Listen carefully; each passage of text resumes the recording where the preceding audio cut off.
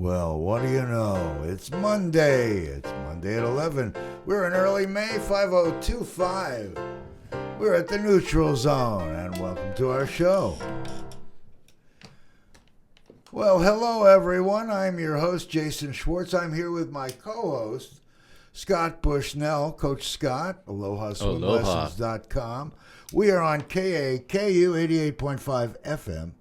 The voice of Maui, not to be confused with the talk of Maui, which is that other new group, Akamai Broadcasting, which has brought in non-local programming to the Hill. You can listen to all your favorite Republican guys like Hannity and who's that other guy? Brian Kilmeade and Bill O'Reilly. He's been sounding really interesting these days. Kilmeade also. It's really interesting to see the new input into our world here on Maui. Akaku, Channel 55 on cable, youtube.com/@DreamMaui #1, MauiNeutralZone.com, Akaku at Maui Stream. You pick up the app and watch anytime. Whew. The media is such a thing. We do one thing and it just gets broadcast to the world. It's forever. Do you know that in Pakistan they probably have heard our show because we did a show with the 9/11 pilots guy, but he wasn't in the United States. They wouldn't let him anywhere. They were looking for him. Oh, my.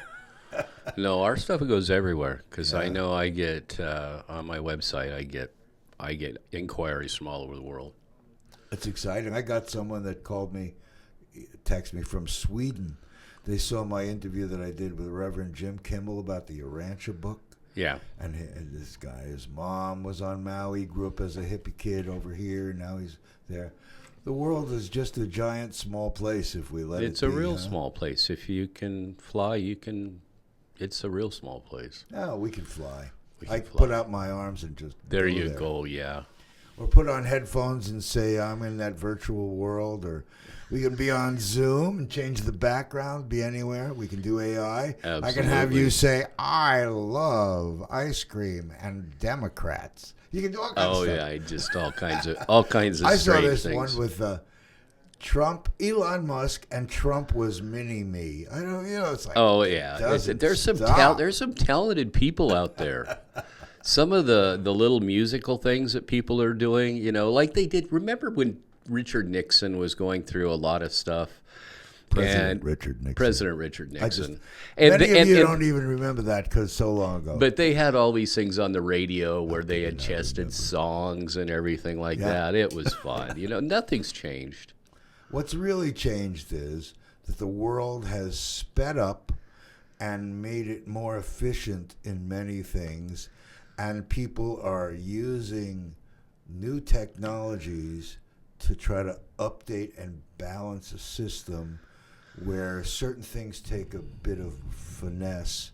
And everyone's screaming at each other like, hey, we're on different sides. When you and I both know we are on the same side. Because it sells soap. It does sell soap. And that's what, once you apply that, it sells soap, you realize that, okay, the only reason you make something flashy and glitzy. Dr. Jerry Buss, coach of the Lakers, back at the coach, he owner. Back in the early days of the Lakers, he realized the more flash and glitz you get, the more people want to be a part of it. And he used that model, and now that's the model that's used across all professional athletics because it sells. And the news media was the last to catch up. And now they realized about 25 years ago that they needed to glitz. So they are glitzing and knowing where the truth ends and the glitz begins. I don't think they have no need of truth. We can accuse left, right, and center, all the politicians. Yeah. It's just amazing what politics does to cloud a simple, clear truth. And I still believe that if we all discuss these... I think if we all just saw the real numbers, which you can't even get the real numbers. That's the difficulty. I don't even think about the numbers. I'm thinking about the quality of our lives. This could be done where we think of everybody. Like, why should we single out DEI, LBGTQ? Because it sells soap. Well, I'm saying, Yeah. but you and I know that many people that are right and LGBTQ or left, and we are not left or right or center. We are a mixed bunch of fruits and nuts. We are the whole package. Oh, you're back to With your evidence- cereal again. Here we are back to the cereal we were talking about. Someone gave me cereal. It was $140 a box, but it was cassava. I never had Cheerios out of cassava and coconut. Oh my gosh. Yeah. If you're off wandering around in the jungle They're made and, in and America, seeing though. I wonder butterflies if their and prices are going to go down now. It's going to be interesting when we start really getting down to the supply chains of all this stuff.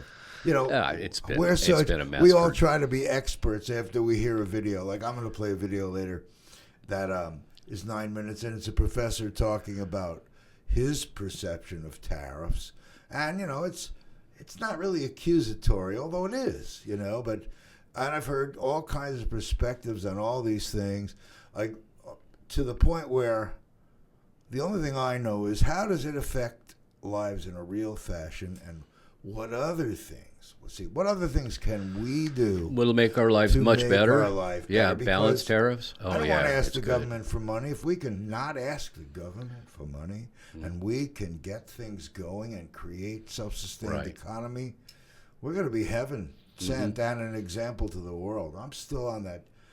I'm so on that kick. I have upgraded my website and integrated profit and not profit site and getting clear. You know, when you have something where you realize sponsors may look at it and say, I think I want to be in because I don't want to not be in. This is there you go. extraordinary.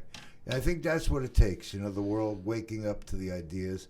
It's been a long ride, but I'm feeling, As long as individuals wake up, we don't have to worry about the world. yeah, well, and we're here on an island and we're so far away from everyone. If we decide to cooperate, Yeah. we are in heaven. And I can't believe our gas prices are lower than California's now. $3.86 at Costco, $3.86.9, I thought. Under $4 a gallon. That's amazing. California's California, more? it's over $5 now. Really? They added some tax since the price of oil went down. Well, So did Oregon. It was just like people. Petroleum. The cost of energy affects the poor more than any other population, because the poor are the ones that their electric bills, their energy bills, are the largest part of their I budget. don't expect our energy bills. Our electric bill went down. Well, we have employers here that own complexes that give us refrigerators, and you're there for 2 decades, and you have this giant energy-sucking device, and that's Yeah. your bill. But getting a new one might be $1,500. Yeah, I just, when I saw that the little kind of dorm fridges they have, Yeah. in Costco, they're like $99. Those use more electricity than one of those $1,500 giant refrigerators. Isn't that crazy? Yeah, I was on Maui Electric, and I'm okay. We have all energy efficient stuff. We're totally dialed in on that. Every one of our appliances has a meter on it, so I can look at my phone and see what electricity is being What used. kind of electric bill you seeing these days? $279 for a 1-bedroom. Is that considered? That's really good. Oh, See, I live in a it's been small 1-bedroom, and I pay about 110. yeah. Because I guess we have less appliances. You have a lot of appliances? No, that's about. And actually, our bill is low. You know, like what other major energy? AC. Oh, AC. You see, I don't think about AC. I'm on the cool side of town. Yeah, you're on the Louis. cool side. Yeah, I'm on the Kihei side. It's a little warmer Oh, there. man, But you I'm right on the ocean. I mean, I should be cooler, but Yeah. and we don't use it a lot. Did they clear your street there? It It's was yeah, so finally, and now we've dusted for the like 20th time. So I think all the dust after all the dirt. So they did such a great job of that. They're getting up. much better. They got rid of vehicles that were total mud. That were puddles. covered in mud. They wash the streets like twice a day for 2 weeks, trying to get the dust down, because it was just like rolling dust behind the vehicles going through there. Yeah, Maui, the utilities just really did an come to amazing town. job on that one. Yeah, Good. I wish they would just, it just. They need to go up on those hillsides and put all of those fire restraint rock lines back in so they can slow the water down all the way down the hill. I don't know where those went. I walked up there a few weeks ago, and it used to Tell be. me where again you're talking? We're talking about all the cane fields that used to be above Kihei going uphill. Oh, Kihei. Okay. Yeah, going uphill. The cane fields, which used to be huge, they were sectioned to burn. They would get rocks in the field, and they'd pile them up and make. We've seen them all around. Yeah, they're all around. We think there are many Huni stations, but Yeah, well, but what they did is they just pushed them in a pile, and Right. they need to be laddered like terrace, like the Hawaiians did, right? Yeah, and so you what catch all the water and re-divert it where it needs you to just be, slow it down so the velocity changes, so it doesn't come down like so a it doesn't rushing have a river velocity at the that will bottom. rip out grass and blow mud through. And It's simple. did you ever come upon that thing about the tidal swap that happened that rerouted the water coming down the hill? Yeah. So instead of coming straight down, they moved over and let. You probably see it. I did. You know that. It's like 30 years. Activities they did innocently when this was open land that now have caused. Well, back when they did that, there was so much cane and agriculture on the hill that even with a deluge of a tropical 20-inch being dump, held. it was being held. Yeah. So they used the best science. I researched that. They used the Yeah. best science. They watched water flows. They looked at all of that. But when you throw, chaff from the cane fields on the ground longer and longer and longer, you get this duff buildup that's just like a sponge, and that's not there anymore. Right.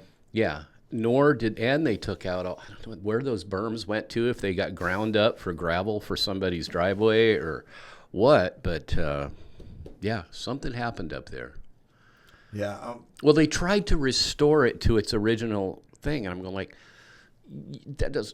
no, we need water dams like every 200 yards just to slow the velocity of water when it hits the ground. And make it useful. I mean, these systems, we don't have to say it more than 1,000 times.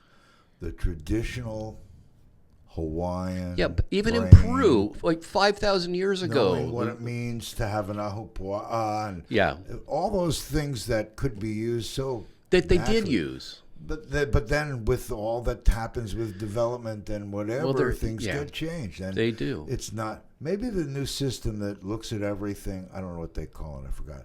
It's not GPS, it's the system, the map system maybe. Oh, yeah. That can say, okay, what's the impact of doing this on the whole system? Oh, and they have that. Yeah, they now have it, but you wonder. They've had it how for do they've you- had it for forever. They what, had it back those when they big were open studying lands yeah? when the crane was there. They had that They system. did. Yeah. Well, what the heck they happened? had a flip chart, or like a little flip chart that said if 20 inches of rain falls on this particular area, this is going to be the impact downstream, and they had that all gauged. Who then says, okay, I have authority to follow that? Somebody retired, and honestly, the people that managed all those hills were all the Baldwin people, all the Pioneer Sugar people. Those sugar were the people. people that were taking care of all of that. And that kind of important task went to... Well, this is interesting because Yeah. I talked to Kapuna, and he gave me this long story because he had worked for Pioneer for generations. You mentioned that. And Lahaina side. he was telling me when I was up on the farm, the family farm up in Lahaina town, Right. on the hill, he was telling me that his job, because he was a field worker and he drove truck, he said, you're either harvesting sugar, putting sugar in, burning the fields, and then on that off season, you would be doing fire prevention and erosion control. So his job would change over the years. And that was for all the people who were out in the fields. They said, we're doing this now, we're doing this now, we're doing this now. They all did it. Right. And that was their job, because you're not always harvesting sugar. You're not always driving truck to take the sugar to the mill. So they had all these things, and it was all part of what they did. Probably a more sizable crew than Huge. the crew that is I want to say fire department. I don't know who does Yeah, that kind or of West work. Maui Lands that does that beautiful Environmental fencing to control keep the stuff. goats out. Yeah, I mean, that takes an enormous. Takes a lot of people. It takes a lot. Yeah, yeah. Well, I'm excited because it's not really fair to say the worst things. Let's say if we were taking the temperature of Maui, that's one thing. But, I was going to say Rome is burning. I think a lot of things are burning. Well, it depends on what television station you watch. No, well, you But look yeah. at that. No, I look at my pocket. I look at the pockets of people around the world. Some of the people that I speak to have an international clientele, Yeah. and perceptions of us are different than we are of ourselves. We're all heroes for America, but we are, can you say it, pissing on a lot of other people in different ways. And, I don't want to get into politics about who's right on an immigrant walking on this soil or that. That's not my thing. I'm much more interested in how can we do something that everyone wins so that our attention is on improving things that are good and could be better. I think when everyone's working and everyone's making a living wage, then everything works. Well, now is a And bit tough. and we've been talking about since we went off the gold standard. Oh, yeah. That is the moment, and There's this is Nixon's something name again.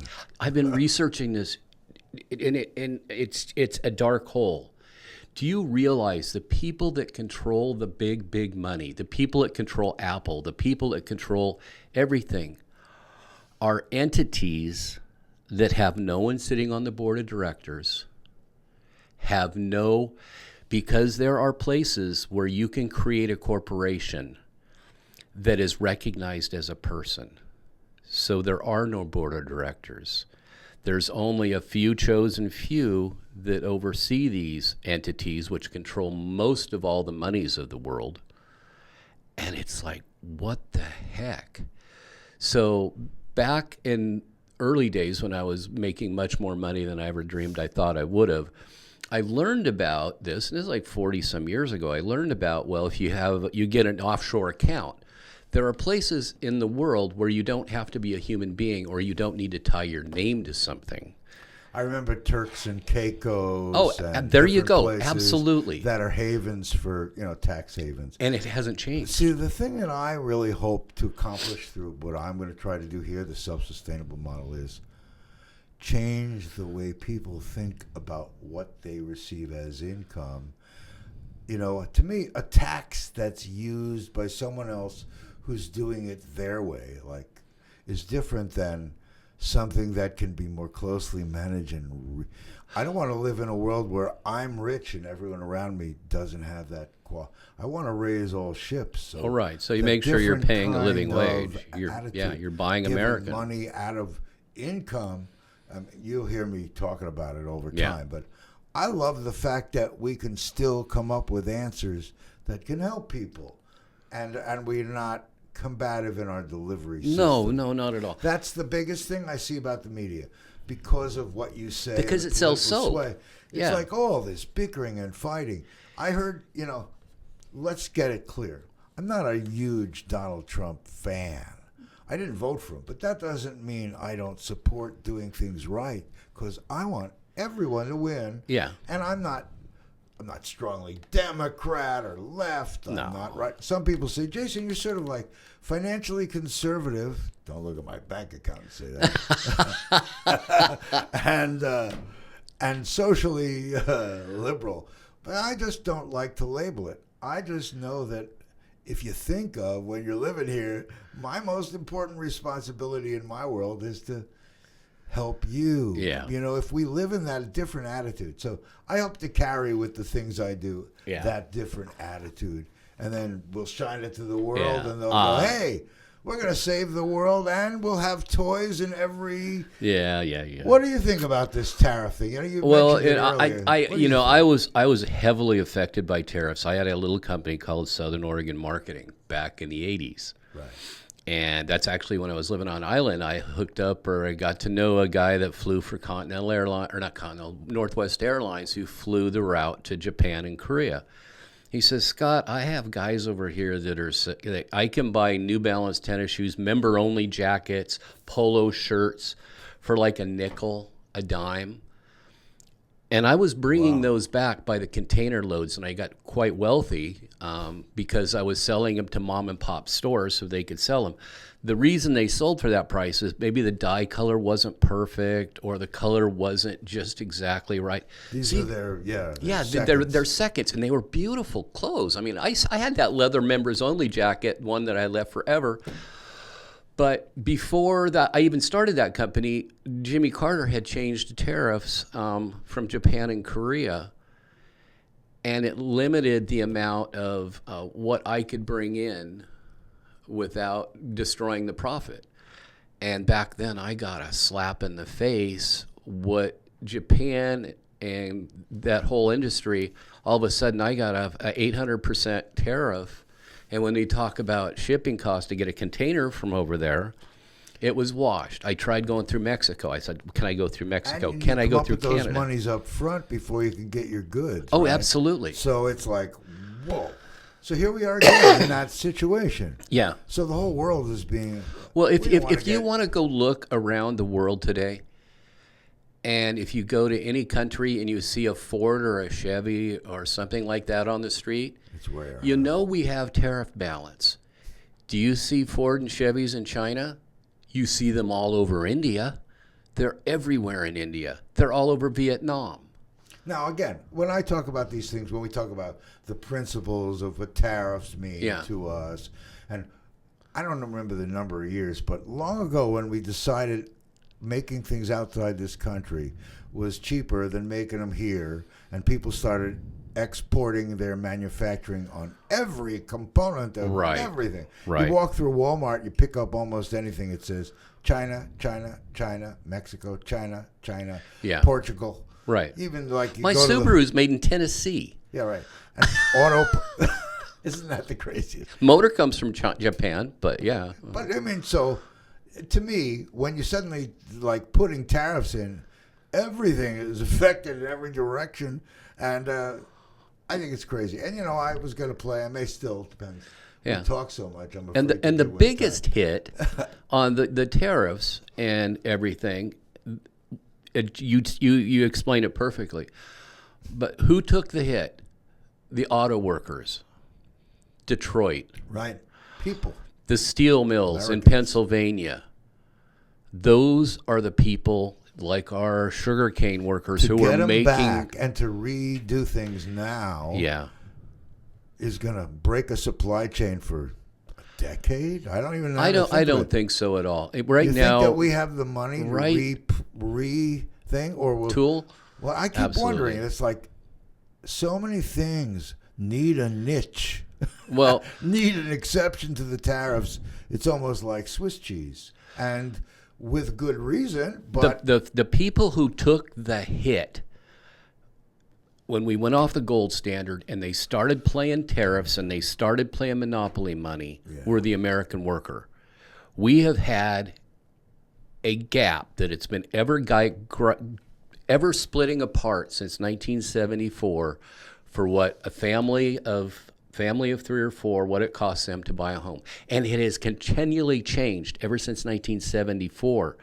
And it's a large part is because our tariff imbalance has destroyed the American worker. It has destroyed. You have no argument from me. Yeah, and we're watching this tsunami of goods, and we're all like, "Oh, great! I can get my TV from wherever." And we didn't realize what it was doing to the American worker. Everybody thought, "Well, I've already bought a home."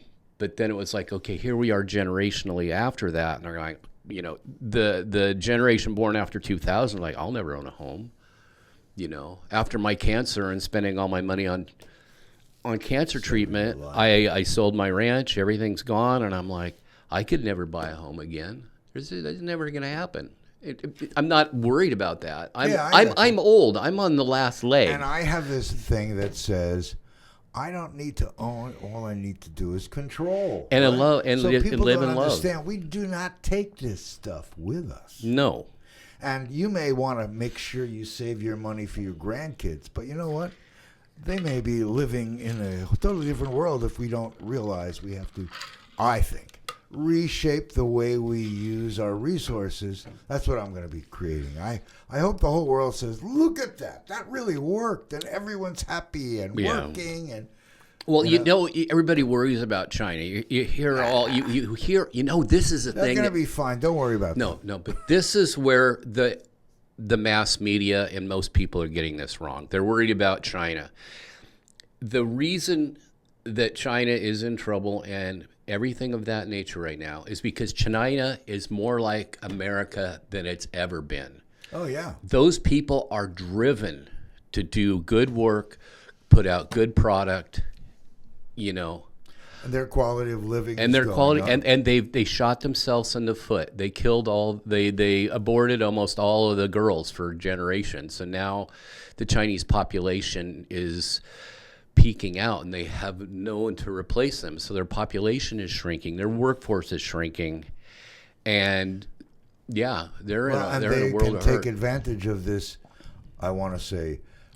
New phenomenon of AI and robotics without having to destroy the lives of hundreds of thousands of people by trying to do it. And we're going to get this handled in 2 years. A little bit of suffering. All my people are Americans. They want to suffer because we're going to change this. Thank you very much. They're showing, but they're following the American model. They're bringing in, like the Irish were brought in, like the Slavs were brought in. Like the slaves were brought in. We're seeing all these North Koreans coming in and going into these slave markets. We're seeing the slave markets that China has put in through the Silk Road and through the road that's the giant highway running through Africa. They're exploiting labor everywhere. They're following the American model from 100 years ago, and they're doing it brilliantly. No, but all that stuff is... When I say beyond our control, I don't think that's true. But I do think that a different attitude about what we do and how we use our resources can make us feel much more self-sufficient on this drive toward balance. Yeah, we just need to get back to 19. We need that reset to 74. Where like I've had swim lessons, not a lot lately because it's been really slow, but I have somebody that was a postal worker here for 35 years. And it's like, well, back then I could buy a home we could have a home and a family on one salary. Yeah. Right. Yeah. And that was 1974. And then things slowly, I'm making right now, with 2 graduate degrees, counseling at the jail and teaching classes in the evenings, I am making the same hourly as I made as a lifeguard in Kaanapali in 1981. There you go. How's that doing? How's that working for you? You know what? I'm blessed. Right. Blessed. I feel like my mission is good. I do the exact same thing when I'm in the water with people that I do at the jail. Somehow you've lost track, and somehow you have a fear of one thing, and we need to get past that fear. When it's in the water, if you're at the jail where the judge has sent you over to my class in the evening, it's the same thing. You've learned a behavior that needs to be refixed, and that's scary sometimes. It's easier to think of it as scary when you're getting somebody in the water at 75 years old that was afraid to swim through their entire life. It's no different if you're working with a convict who has had a behavior of fear of facing one thing. And this is what anybody in AA and NA will tell you, is once I faced my fear and I owned my fear about one thing, then I didn't have the need to drink or use, because that fear made me so uncomfortable that I went to drugs or alcohol to solve my problem. So it's the exact same behavior. It's just a different monster. Either your monster is the water, your monster might be alcohol, your might be meth, fentanyl. A good sign, since I'm kind of tied into a community that's fringe, the cost of fentanyl has gone up by like 700%, which I think is a good thing. I mean, I don't want to say, hey, addicts, you're getting screwed over because you're not getting cheap fentanyl. But whatever we're doing on our border has increased. It's having a serious impact on the cost of fentanyl. Well, that's a really great. Isn't that just one of those strange things? You're going like now we should be happy, right? Yeah, it's like and now they're going like meth is about the same price as fentanyl, and I'm like, wow, because fentanyl used to be like bubblegum money. I am here with Coach Scott Bushnell, co-host and man about town. This is Jason Schwartz at the Neutral Zone, KAKU 88.5 FM, the voice of Maui. Simulcast on Akaku, Maui Community Media, Channel 55, up there at MauiNeutralZone.com. Get an app in Maui Stream and watch Akaku's whole world. We are so blessed to be here. When we talk absolutely. about all these things been going on in the world, then we say, well, I can just go out and sit on the beach. Absolutely. Yeah. And there's a guava near the side of the road. I mean, we live in paradise. We really are. And we have options very different than lots of other places. And we're still struggling. We don't have the right we're housing. Still we got this problem and that problem.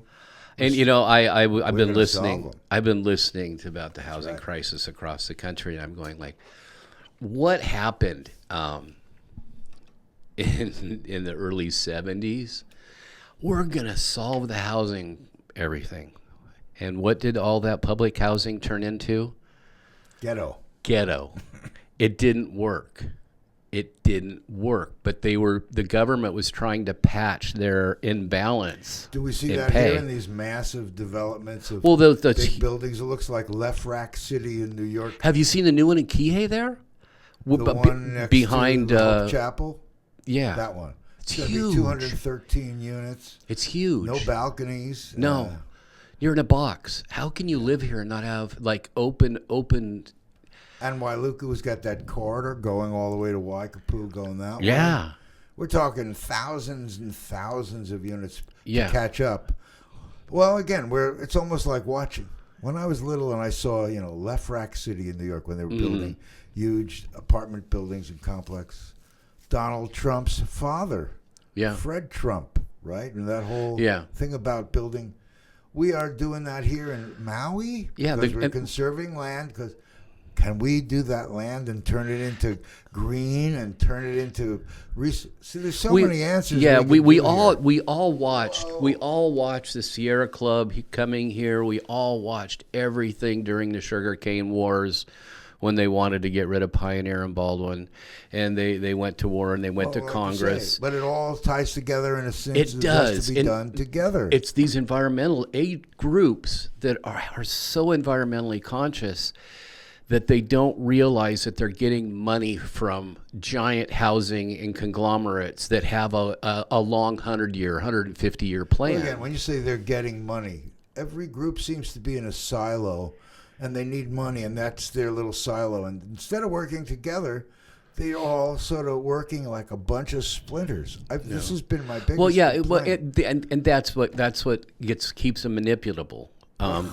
It's if you look, I on the Oregon coast where I was a party chairman, a party leader, and I ran for the legislature and all that. And I was watching. Democrat? I was Libertarian? A Republican in Oregon is something much different than most places. But back then, I was watching this movement who were trying to get dairy farmers off the land that they had been farming for like 6, 7. The Swiss that came into the Oregon coast, who are the dairy farmers at Tillamook cheese, all of that.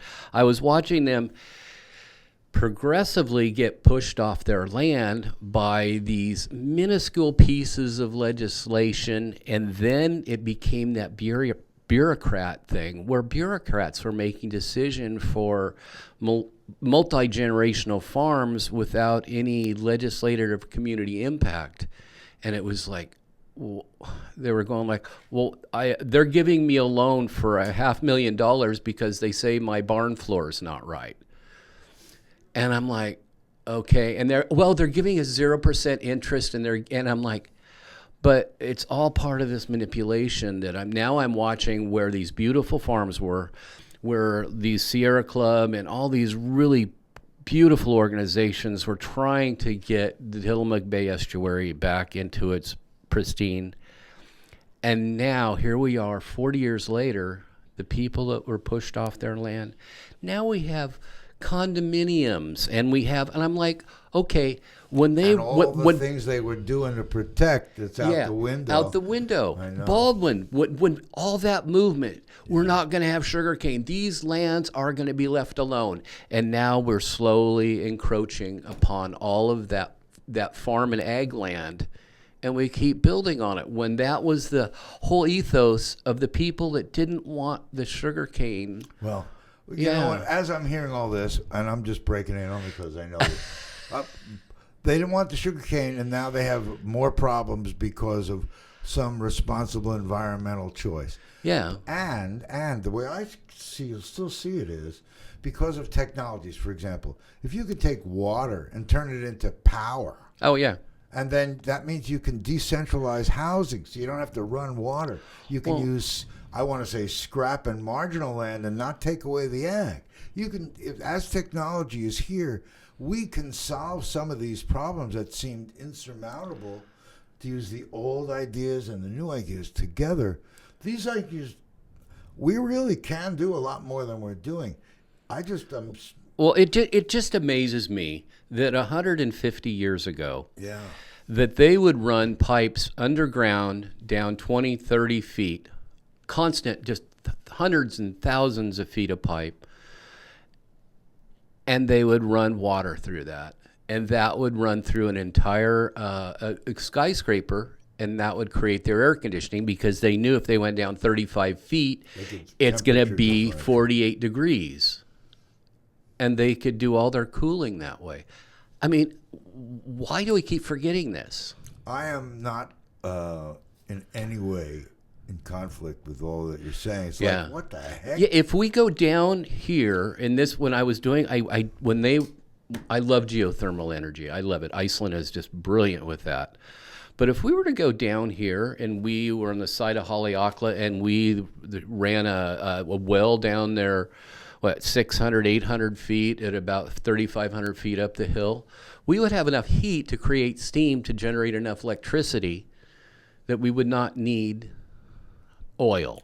And we all know that the environmental groups we know say that the output on the geothermal is a challenge. So once again, things have improved to where all these things can be handled now. That's why I'm saying it's a matter of revisiting old and putting these things together. Whoever is legislating these things aren't really being given enough data, or they're rushing through it. They're rushing because they're so overwhelmed with all these problems. Yeah. So what do we do, Scott? I think homeowners need to be aware here. I was seeing that in Lahaina. I was wondering, I said, if I lost my home in Lahaina and I was on pretty much the silt fields that were down about between 10 and 25 feet elevation, I would put those lines in under my foundation if I were building a new home, and I would have free cooling. And there are other methods to get cooling again. Yeah. You've heard me talk about you can take, maybe you haven't, you can take gas, put it into a passive engine, and create cooling and the waste heat for heating. So many things could be done. We have magnetic cooling now that doesn't even need gas. It doesn't need any. It's totally environmentally friendly. And we can get water from the air and purify. We have all kinds of solutions. When we use our air conditioner at night, and this has been blowing my mind because we had to replace the air conditioner in the bedroom. And we don't usually use it, but it's been since electricity costs. We get 5 gallons of water that we have to take off in a month? A night. 5 gallons? 5 gallons. It blows my mind.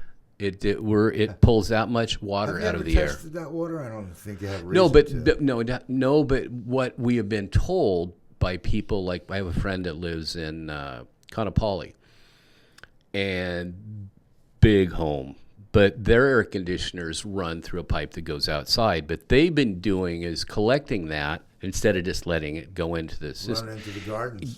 Yeah, and they put it in the gardens, and it's like the best water to put on their tomatoes.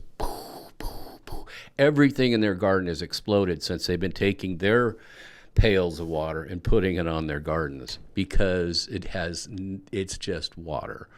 It has the minerals, it has some whatever's in the air, but it doesn't have any chlorine, it doesn't have any of the toxins, it doesn't have anything. So, yeah. And you guys out there, some of you have houses and air conditioners. All these are free. These are free tips. Thank you, Scott. It's like I had a garden for a long time. You don't have gardens anymore in Kihei when you live in 700 square feet. We're in these little spaces that, sorry, you can't have more than 2 plants. Yeah. Well, I think that's going to all that's going to shift as life is going on. Well, we've just got to revisit the mistakes that, everybody said, well, you just get a car cheaper in Japan. And that was all and good, but we really didn't see what it was doing to the American family. That's when Toyota and Datsun and Honda all started appearing in America in the 70s. I do remember. Yeah.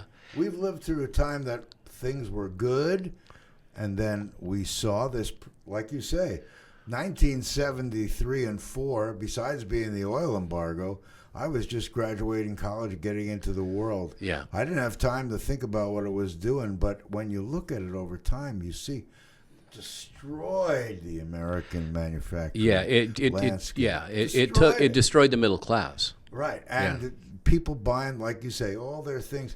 Can you imagine a 55-inch television for $238? Or on Black Friday for $99?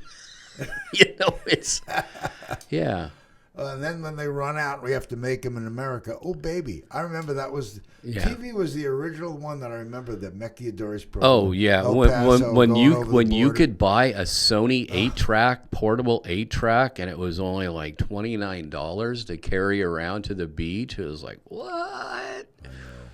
Yeah, but and all these technologies give us portable things, more. Yeah, here we go, right here. Apple is investing almost $1 trillion in manufacturing in the United States now. Well, they have the trillion. I've watched people in the wine business say, "Hey, the tariff from $1 to almost $20 a case, and we got 2,000 cases." Yeah, and now we can't pick things up because it costs us $20,000 to pick it up. We don't have it in. It's real. Things. Do you realize and here is another absurd thing? And I have friends that have vineyards. I have friends that brew beer. One of my nephews is a brewmaster. Did you know when you make beer or make wine that you have to pay the tax before it even turns into wine? That's collected ahead of time.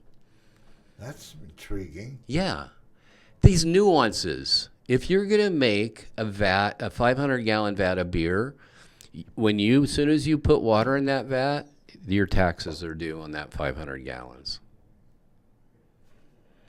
That's a good plan. Isn't that strange? What can we create like that, Scott? Well, no, the government's making. When you have this air, we're going to tax you. Yeah, we're going to tax you on your air.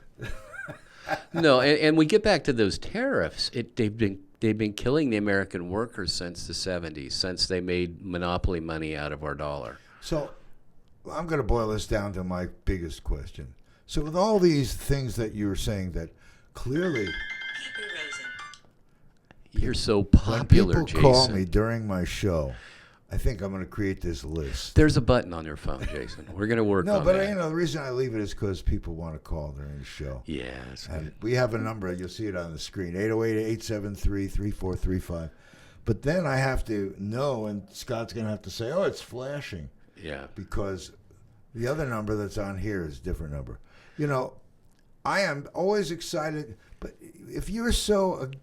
I always thought of you as a supporter of Donald Trump because of policy, let's say, but when we always come to discover you and I kind of agree on stuff. How come people think of us as this and that? We're not really. Did you listen to Bill Maher after he went to the White House? No. You need to Well, I get heard that that he one. was suddenly speaking good things about Donald Trump. He was going, okay, this is a showman putting on a show so that he's this human being that's trying to accomplish something and realizes you have to do this and this glitz and this absurdity. to be able to get someone's attention. Yeah, so you can divert attention off of what you're trying to get done. It's just he's a brilliant showman that way. I'm not a fan, but I'm a fan of his policies. I understand. That's people can agree with what we're trying to accomplish and why the methodology and what it's creating. Yeah, if you paint a house with absurdities all over it, and you're going, oh, that's friggin' ugly, but you walk inside and go, oh, this is nice. That's what. And that's precious time. There's this thing I have that's 9 minutes long. I'm wondering how we have 11. I can't play the whole thing now. Okay. There's a professor. I'll play a few minutes of it because I thought it was really just simply stated. I don't think that hearing it from me or hearing it from Scott or hearing it from Trump or hearing it from any of these people. Yeah. But this guy, it was sent to me by a psychologist who actually was on this show. I never really know what kind of responses I get after people are on this show, but this gentleman has been feeding me some interesting stories. This little piece, he explains about tariffs. It's such a simple and clear thing. I would like, give me a few minutes. Let's see how much tariffs are really quite simple. You guys, I think, will appreciate this. Yeah.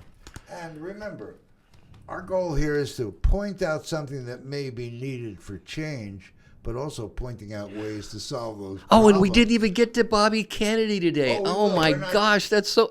We will in a minute. We will. See, we have so many things to talk about. We're gonna have to bring this dude back. Let me just go here. Let's see. Listen to this for a minute.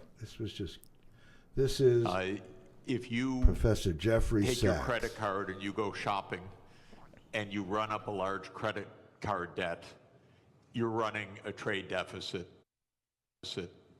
with all those shops. Now, it would be pretty strange if you then blamed all the shop owners for having sold you all those things. You're ripping me off. You're ripping me off. You're ripping me off. I'm running a trade deficit. That is the level of understanding of the President of the United States. The trade deficit does not represent at all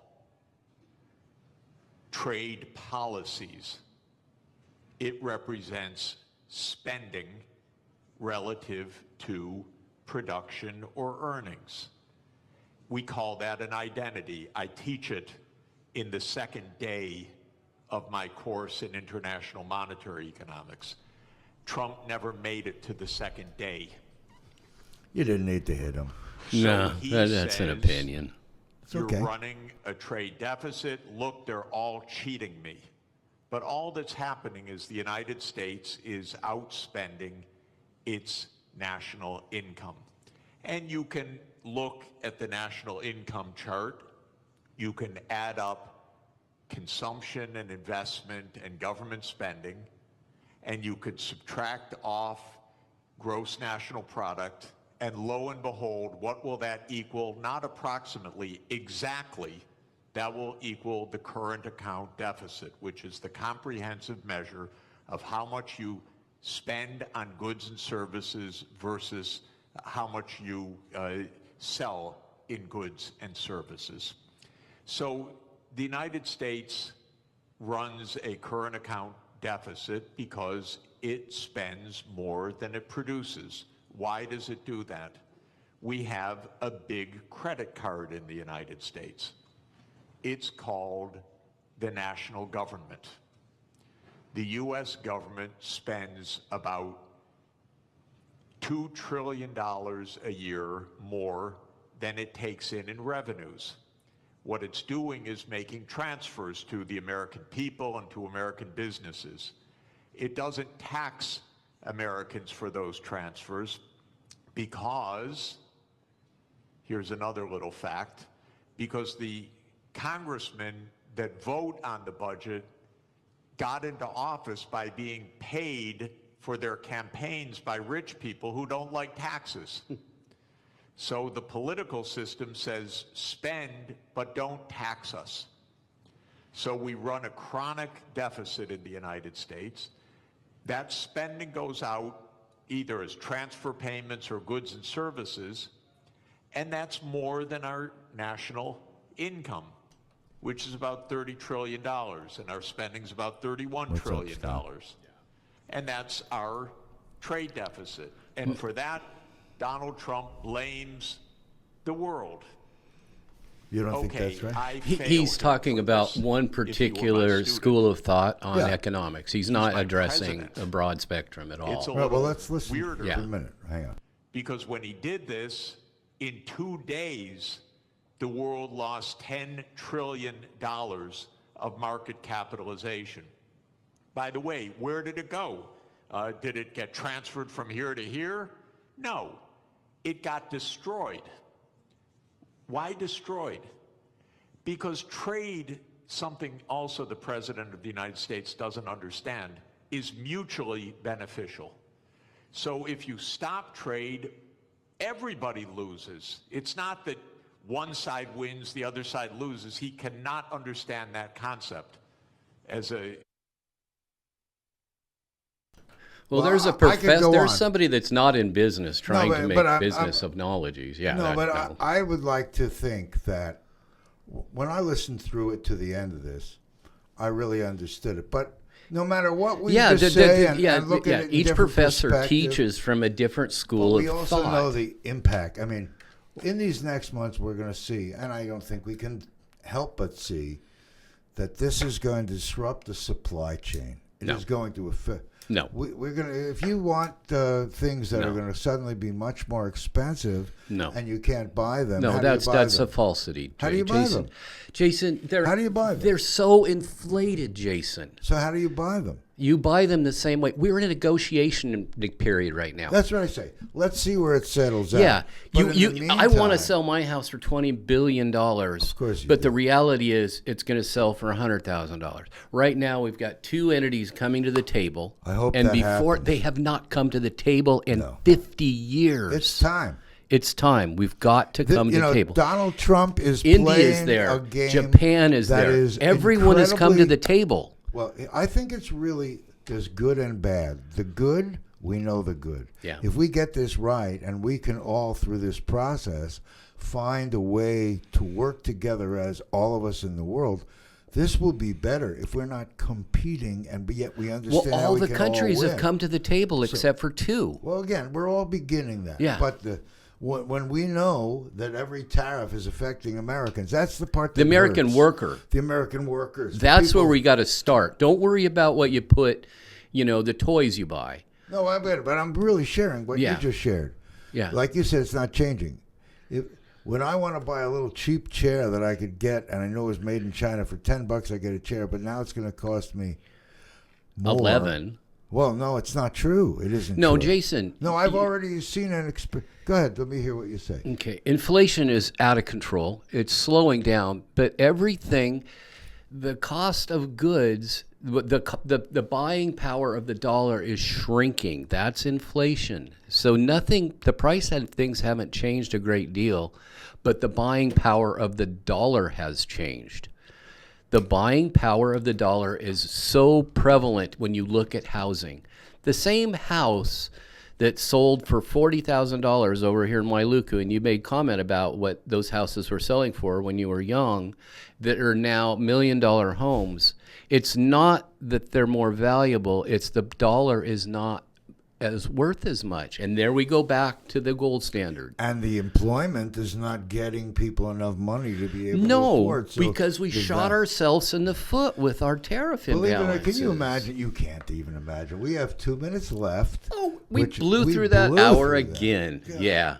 So we got to talk about Bobby Kennedy. He's my man. Okay, but we don't have no time for that. Well, you want to. We'll have to do another show, Jason. Let me hear what you want to say on Bobby We're Kennedy. Finally, getting the petroleum out of our foods. We are making that is such a mixed thing. I like Bobby Kennedy also, but he's getting really ripped by people attacking Not in the people that I know that do blogs and stuff about food are so thrilled with the changes. Only imagine. Yeah, because we've been putting all these poisons in our food. I mean, ADHD, why is it higher here? We have all these petroleum products that are making our cereal last for 20 years.